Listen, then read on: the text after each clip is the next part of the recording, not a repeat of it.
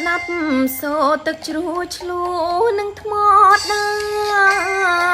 បីដូចវាចាអូនសួរទៅបង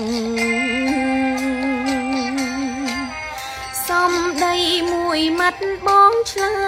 យបែកខ្នងសានខ្មាំងអ្នកផងដែលដឹងហេតុការ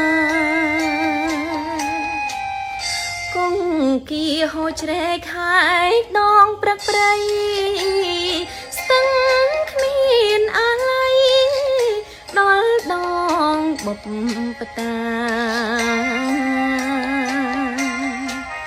គួរនឹងត្រឡប់បញ្ចប់ស្នេហាដែលយើងបានចាលើថ្មរួចហើយ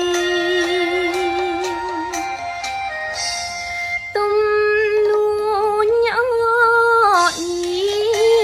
មេឃមីស្រទុំគូកប់ត្រនំធ្លាប់យំ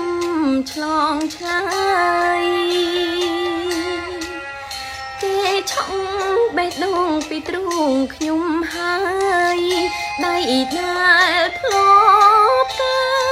យឃ្លាតឆ្ងាយគេសាដងជ្រួទឹកភ្នែករីងបែកក្រហាញ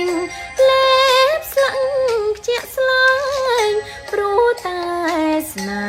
ហា